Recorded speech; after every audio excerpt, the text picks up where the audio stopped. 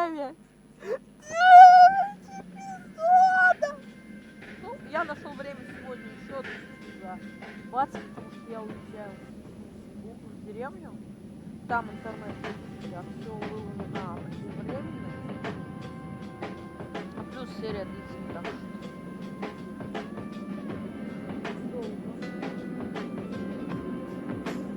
А все же чайник, он найдется или нет?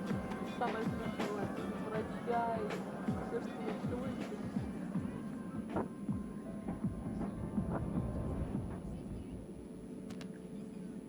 Ты намерен оставить мои мозги на стекле или хочешь меня послушать?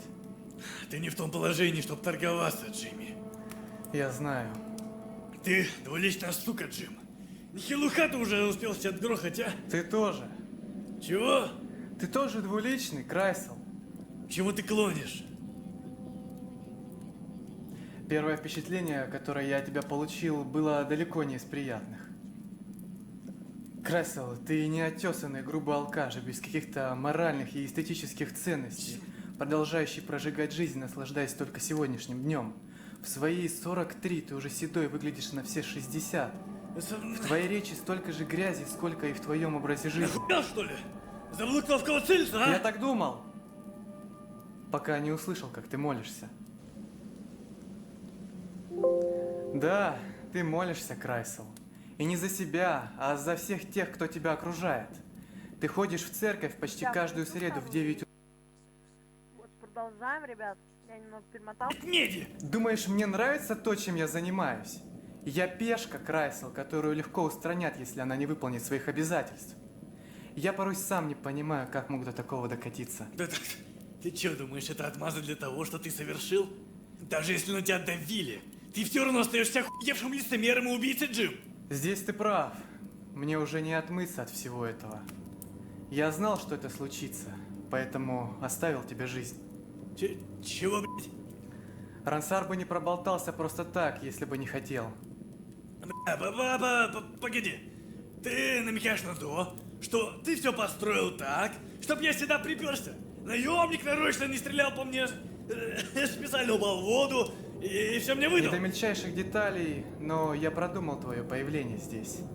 И вообще, я дверь открытой оставил. Какой суперзлодей так делает?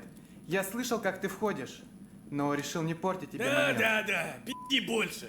Долбоеб, ты поэтому дверь не закрыл. Как ты мог меня услышать, если на всю громкость рэп слушаешь, а?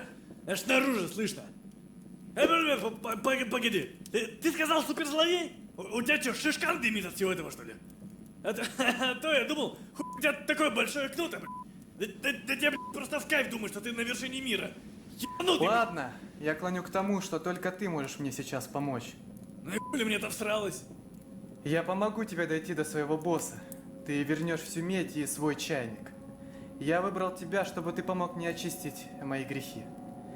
Я буду просить тебя сколько угодно, даже на коленях. Но ты должен мне помочь. Помочь в чем? Помочь мне в моем желании помочь тебе. Хотя бы раз я хочу сделать что-то правильно. Чайник Зависит от или того, разрешишь ли ты чайник? мне пойти с тобой. Тебе придется меня убедить, Джимми. Просто желание... Ну, блядь. Погоди, у меня рука текла. Блядь. Заебался уже. Я табуретку в армии так долго не держал. Ладно. Я отойду от тебя на пару шагов.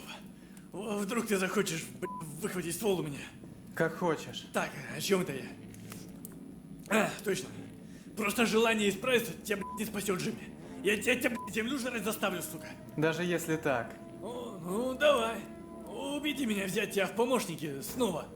После того, как я узнал, что ты предатель. Я послушаю. Я расскажу тебе, как все началось. Расскажу, как я докатился до такого.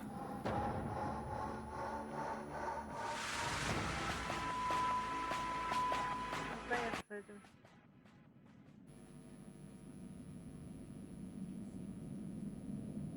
Я родился в западном Санстоуне, пустынном северном городке.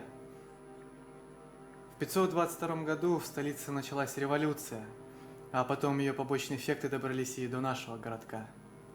Еды стало меньше, в Санстоун стало прибывать много беглых революционеров, которых в столице приговаривали к смерти. Одного из них укрывал мой отец, революционера звали Марли Уолш.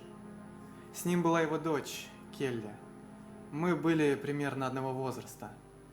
Они жили у нас в течение года. Однажды ночью отец поругался с Марли, а тот сгоряча ударил его. Отец упал и не смог встать. После этого Марли забрал дочь и убежал. Нам же с матерью и братом пришлось очень туго. Мы потеряли единственного кормильца. Мать вынуждена была работать в прачке и воспитывать меня в одиночку. Брат же устроился на работу курьером и посещал нас только пару раз в месяц. Он заменил мне отца, которого я потерял. Сначала он присылал небольшие деньги, которых едва хватало на проживание. Потом к нам начали поступать суммы, о которых мы даже не мечтали. Мать бросила работу и, наконец, смогла посвятить себя домашним делам. Брат сказал, что нашел работу у одного состоятельного человека. Когда мне исполнилось 16, он рассказал мне, что все это время искал того Марли Уолша, чтобы отомстить за смерть отца. Ему удалось выяснить, что Марли отправился в Сноувиль, где открыл крупную корпорацию по переплавке металла под названием Гринвей. Охуеть. Да, также он выяснил, что у Марли было много врагов, которые бы желали его смерти. Одним из них был сын столичного олигарха, генерационный Рилс. Какой-то 14-летний ребенок взял моего брата к себе на работу. Брат занимался тем, что воровал поставки контрабандистов и морал руки, убивая работников компании Гринвей по заказу. Однажды на одной из стычек брата ранили стрелой в бедро так сильно, что в течение месяца он не мог ходить. Генерационные не нужны были такие работники, и он пожелал избавиться от брата, но я заменил его. Брат остался в Сэнстоуне следить за матерью, а я отправился работать генерационной вместо него. Сначала я просто занимался тем, что следил за работниками Гринвея здесь, в Сноувилле. Затем генерационно ударила в голову идея воровать медь. Я по сей день не знаю, зачем она ему. Ему удалось подкупить местную стражу и договориться с самим графом Сноувилля, а также с графами нескольких других городов в Миддлфилде. Мне не хотелось болтыхаться во всей этой грязи, но генерационно угрожал мне убийством моей семьи. Получилось так, что через некоторое время я уже вел организационную работу по воровству меди в Сноувилле и долгое время оставался на плаву, пока к нам не прибыл независимый следователь из Доннервуда, который откликнулся на жалобы жителей по поводу пропажи меди. Он почти раскрыл меня, но генерационной снова удалось всех подкупить, и следователя уволили за превышение полномочий, хотя накопленные материалы дела все равно остались нетронутыми. Чтобы такого не повторилось, я вступил в стражу и решил стать следователем по делу о меди. После этого я должен был утопить все накопленные улики. Служба в страже как-то не задалась, и мне пришлось прибегать к другим методам, чтобы удовлетворить генерационы. Иначе бы он добрался до брата с матерью. Я удвоил поставки меди из Сноувилля, открыв медный ломбард вместе с другими работниками генерационы, Серпиусом и еще парой парней. Погодь, Серпиус тоже работал на генерационных? Да, одни были заняты тем, что работали в Гринвее под прикрытием, а мы же с Серпиусом занимались ломбардом, отправляя медь генерационы. Когда некоторые жители решили выкупить свои вещи, мы просто сожгли ломбард. По нашему плану, Серпиус, как хозяин ломбарда, должен был отсидеть в темнице за мошенничество, за что генерационный бы ему нехило заплатил. Но он резко поменял свои планы. Генерационный приказал мне убить Серпиуса, опасаясь, что он проболтает со стражи. Я долго не решался на это, пока не появился ты и не начал копаться в этом деле самостоятельно. Я не докладывал генерационной о тебе, поэтому он не знает, что ты существуешь и что-либо знаешь. Если бы генерационный знал, то тебя бы уже здесь не было. А что наемник? Он же знает. Блять, да он у моего друга сейчас дома. Ранса работает только на меня, про него генерационный тоже не знает. Понимаешь, генерационный пойдет на все, чтобы медь продолжала к нему поставляться. Он переступит через кровь любого, даже его собственных работников. У меня семья, Крайсел. Я не могу работать на генерационной, я уже подскользнулся. Я бы с радостью умер прямо сейчас, если бы ты дойдешь генерационно и избавишься от него. Или, по крайней мере, обеспечишь безопасность моей семье. А если ты оставишь мне жизнь, то Какой я пойду за тобой. жирный малый. Тебе решать. То есть ты не можешь умереть, пока твоей семье грозит опасность? Умру я, генерационный снова заберет к себе брата. Я и не представляю, каково будет матери. Ладно, ладно. Давай доберемся до твоего босса. То есть, ты оставишь мне жизнь? Ты уже решил? Ну да, хуй. Семья так семья. Че еще могу поделать? А, кстати, как этот уборщик, а? Он живой. Рансар стрелял в живот по касательной. Он лежит в клинике Джонсона около таверны. Ну, послушай, Джим. Я тесно сотрудничаю с одними ребятами. Они работают здесь Гринвей на Марли Олша, Ой. который убил твоего отца. Лок, его здесь знают как мистера Гринберт.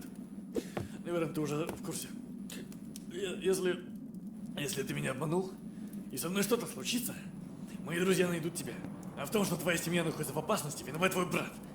Тебе бы стоило жаловаться ему и искать решение вместе с ним, а не просить о просьбе какого-то кузнеца. Но раз ты попросил, и только ты поможешь выйти мне на своего босса, то хуй. Я сделаю все, что в моих силах. Крайсел, Ась? спасибо. Мы еще ни хуя не сделали, Джим. Пришлешь спасибо весточкой, когда вернешься домой. А теперь иди нахуй. Ах да, Крайсел. Бля, ну что еще? Ключи от твоего дома у меня, я их украл. Держи. Вот сука, хуевший. Кстати, откуда ты знаешь, сколько мне лет? Как раз оттуда и знаю. Я нашел свидетельство о рождении у тебя дома, чтобы заполнить недостающую формальность и открыть дело о чайнике. Ничего другого я и не трогал. Чтобы завести дело и сжечь его в этой печке вместе с другими сведениями. Вот ты сука, а? Ладно, мне это надо много переварить. Ну, думаешь пропасть из города или еще что намудрить? Я найду и убью тебя. Спокойной ночи. Спокойной, Крайсел. Офигеть, после таких слов какая спокойная ночь.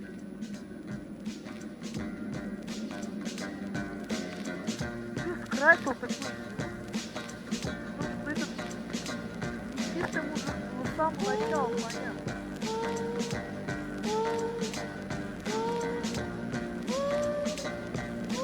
Так, состав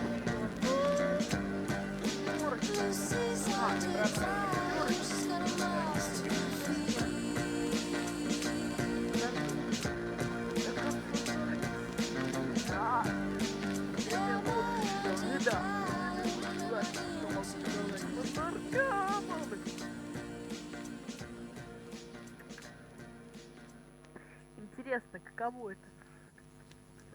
Сидеть и искать чайник пропавший, который стоит ни хрена.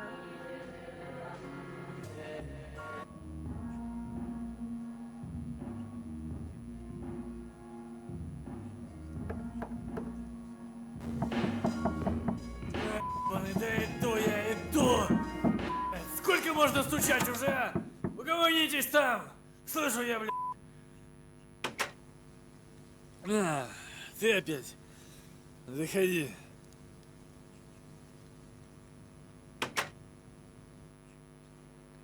Давай начнем с простого. Где живет генерационный? У него несколько убежищ и особняков по всему Миддлфилду. Он меняет их раз в полгода. Последний раз он жил в доме неподалеку отсюда. Никто и не знает точное местоположение этих домов. Охуенно мы начали с простого. Придется искать. Надо будет у Себастьяна спросить, он на него работал. Кого? Я не слышал о таком. Да он проститутка его лично был. Забудь. А сейчас, слышь, мы вдвоем эту тару не потянем, нам команда нужна. И еще двоих надо найти. Желательно какого-нибудь взломщика, ну, и того, кто ранее был знаком с генерационной, а также доктора. Ну, мало ли, что случится там, лишним не будет. Еще где-то надо достать инструменты, стволы, жратву, одежду там теплую, ну и денег на карманные расходы. Финансовую часть я беру на себя, я все оплачу. Ты слышишь это? К Тернсу давай иди и возьми отпуск по болезни. Скажи, Красил сказал, что оплатит. Пока твоя должность следователя нам на руку. Хорошо. Знаешь, где он живет? Рядом дом номер 8. Спит до 4 дня, выходит из дома в 7 и пропадает в клубе. Возвращается в 11 утра с погрешностью в 15 минут. Ну, сука! Пи***ик проворный, а? Что такое? Да масло брызжет! Яшенку будешь? Давай.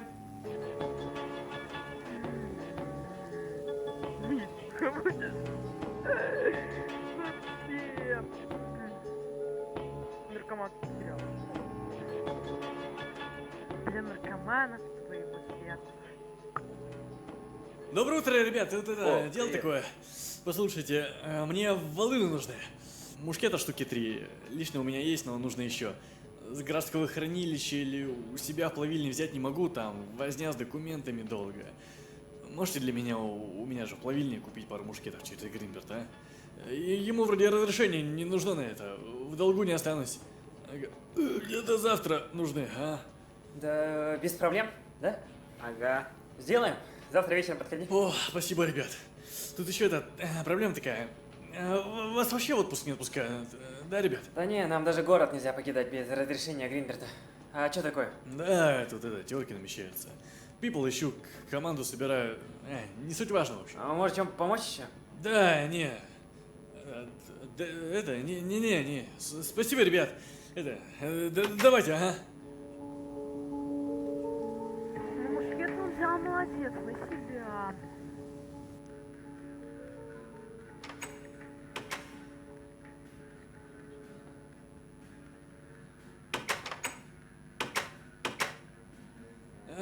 Здорово, чувак, ты ж портной, да? О, здорово, Крайсел. Ну да, портной я. А чё, шить что-то надо? Бомберы нужны охуенные такие. Черного цвета, кожаные все. И это, сзади с крестами перевернутыми, короче, чтобы прям вах было. Чё, с крестами? Да, это, перевернутым на всю спину сзади. 4 штуки надо такая, ага. Предоплата 15 изумрудов, а потом еще 15 занесу. Нихуя себе. И чё, срочно надо? Ага, вот прям Бля, ну, пиздец. даже не знаю, ну давай я за ночь сделаю, завтра подходи тогда. О, хуйня. Спасибо. Слышь, ты еще это, ты...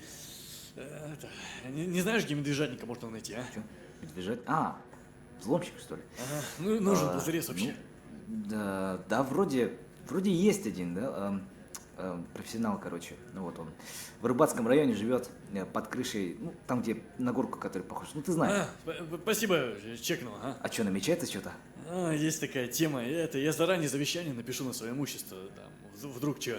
О, а что, я в доле, да? Ну так. Да, конечно. Ну смотри, не сдохни тогда. Твою плавильню продам, а дом твой сожгу нахер. Как скажешь, мудила. Давай.